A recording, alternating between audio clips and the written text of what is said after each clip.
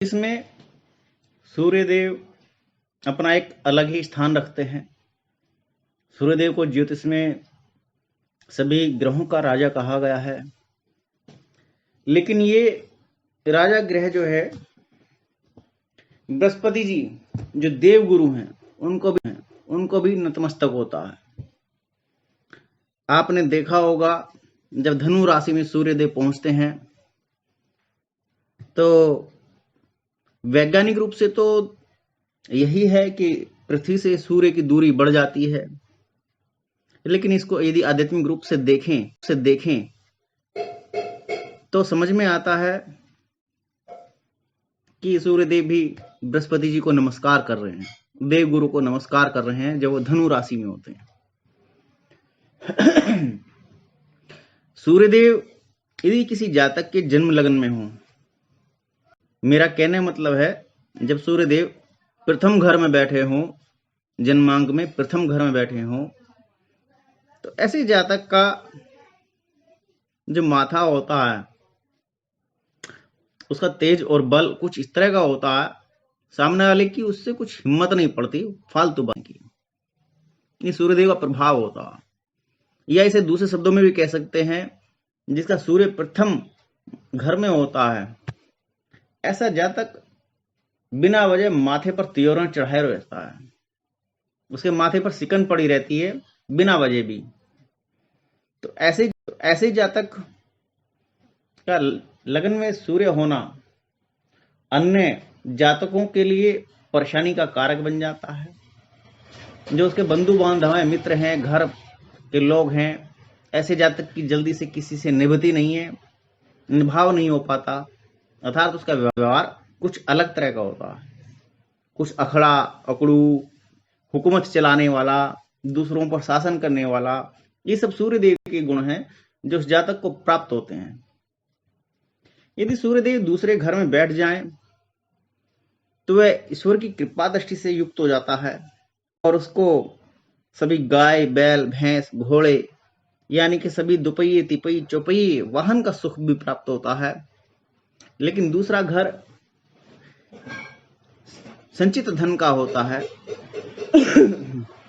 और ऐसे में जातक को धन को संचय करने में बड़ी परेशानी होती है, क्योंकि सूर्यदेव को क्रूर ग्रह भी कहा गया है।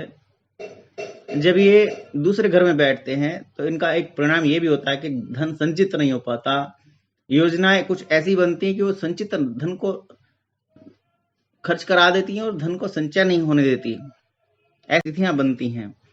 ऐसा जातक, दूसरा घर ससुराल का भी होता है, ऐसे जातक की ससुराल से भी जल्दी से नहीं बनती। बहुत लोग हैं जिनके दूसरे घर में सूर्यदेव हैं और उनकी ससुराल से नहीं बनती। कई बार तो रिजल्ट यहां तक देखा गया है कि पति पत्नी की भी आपस में नहीं बनती।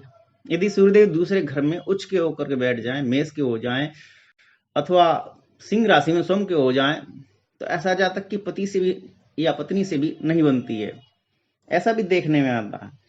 और अब बात करते हैं तीसरे घर में सूर्यदेव की। यदि दूसरे घर में सूर्यदेव हों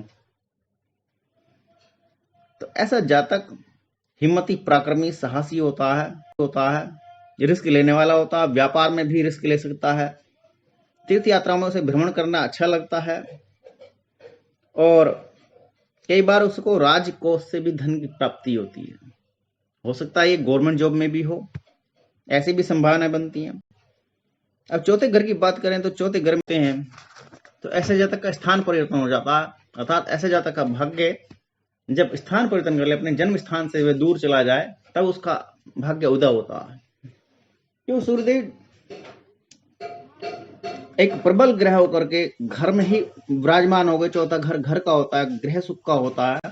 तो ऐसे जातक को परिश्रम कराना पसंद करते हैं सूर्यदेव, और परिश्रम कराने के लिए उसको घर से बाहर भेज ही देते हैं। ऐसी परिस्थितियां बनती हैं।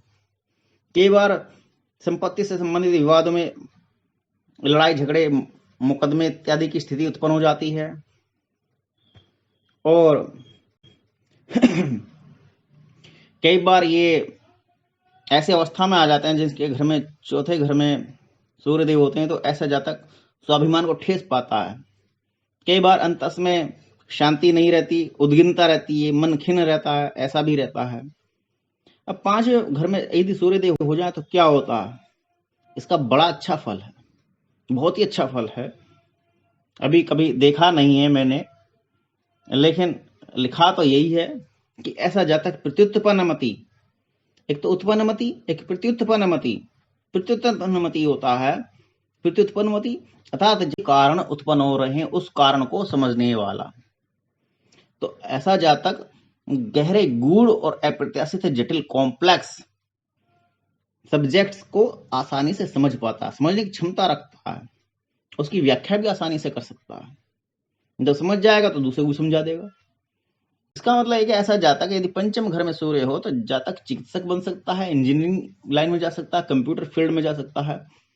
और ऐसे जातक की एक काबिलियत और होती है, ऐसे जातक दूसरे लोगों को ठगने में भी महारत हासिल किए हुए होता है। लेकिन बेफिक्र और मन मस्ती का कारक का होता है। तो सूर्यदेव का यहाँ पंचम घर में मुझे पहली बार अच्छा रिजल्ट देखने को मिल रहा है। शिक्षा के क्षेत्र में तो खास तौर से बड़ा अच्छा फल दे रहे हैं, लेकिन यदि संतान भाव में देखें तो ये कहा गया है कि पहले जो ज्येष्ठ पुत्र होगा तो जातक उसकी तरफ से परेशान रहेगा। ऐसा मैंने कि संतान की तरफ से जातक को परेशानी पैदा होती है। और अब बात करते हैं छठे घर की। छठे घर तो सूर्यदेव का अपने घर माना जाए। 3, 6, 10, 11 में तीसरे और छठे, 10वें और 11वें घर में सूर्यदेव यदि बैठ जाते हैं तो बलशाली बनते हैं, उसको जातक को लाभ मिलता है। छठे घर में बैठने से सूर्यदेव के ये लाभ होता है कि जातक वाद विवाद से, झूठ से, कोर्ट कचहरी से आर्मी से, पुलिस से, इन समस्त जगहों से धन की प्राप्ति करता है। कई तरह से धन की प्राप्ति करता है। जो लोग कष्ट में फंसे हुए होते हैं उनके माध्यम से भी धन की प्राप्ति कर लेता है। उनको ऐसे रास्ते दिखलाता है, बतलाता है कि उनसे धन की प्राप्ति उसको हो जाती है। और कई बार ये फल भी सामने आता है, ऐसा जातक राजदंड भी भोगता है, आर्थिक रूप से राजदंड भी भोगता है और आर्थिक जुर्माना उसको भरना पड़ता है। छठे घर में सूर्यदेव के हो जाने से ऐसा भी होता है। और कभी कभी उसको निर्धनता भी भोगनी पड़ती है, ऐसा भी देखने में आता है।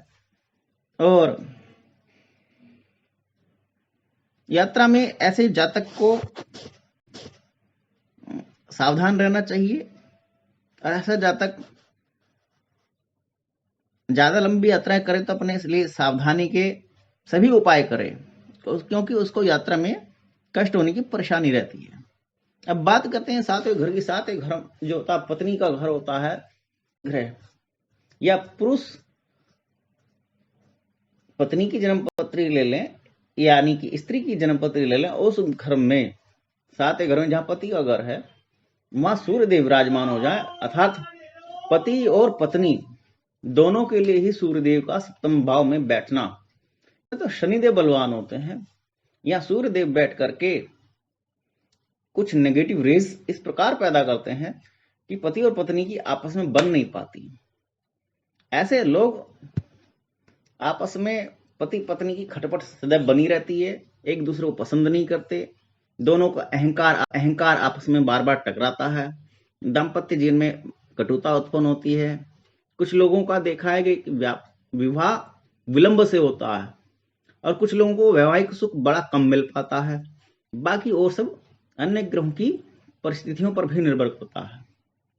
और अष्टम में सूर्यदेव बैठो, स्वास्थ्य की तरफ से कुछ हानि प्राप्त होती है। वो हानि ये होती है सूर्यदेव की अष्टम में बैठने से, क्योंकि सूर्यदेव आरोग्य कारक है और अष्टम घर जो है कुछ हानि का कारक कहा गया है। जब अष्टम घर में सूर्यदेव चले जाते हैं तब जातक को जितनी एनर्जी चाहिए, फिजिकल एनर्जी जितनी होनी चाहिए अथवा जितनी ज्यादा होनी चाहिए, वो उसकी कमी हो जाती है। और नवम घर सूर्यदेव जब देखते हैं तो उसमें बैठते हैं तो पिता को कष्ट पहुंचता है, ऐसा सुना गया है। लेकिन मैं ऐसा मानता हूं कि ऐसे जातक को पिता की तरफ से धन की प्राप्ति भी होनी स्वाभाविक है। राज के कोष राजधन से भी प्राप्ति हो सकती है। और 10वें घर में सूर्यदेव आ जाएं तो निश्चित ही जातक को बहुत दूर दूर तक जानने वाले लोग हो जाते हैं, चाहे वो जातक आवारा ही क्यों ना हो, लफंगा क्यों ना हो, लोग दूर दूर तक जानते हैं। और ऐसे जातक लोग ज्यादातर जिनके 10वें घर में सूर्य है राजनीति में रुचि रखते हैं और उनकी राजनीति में रुचि रखने के कारण लोग उनको ज्यादा से ज्यादा दूर दूर तक जानते हैं। एक शख्स ने तो मुझसे यहां तक कहा कि मैं लोगों से मिला नहीं, लेकिन मेरा नाम बहुत दूर दूर तक पब्लिश हुआ है।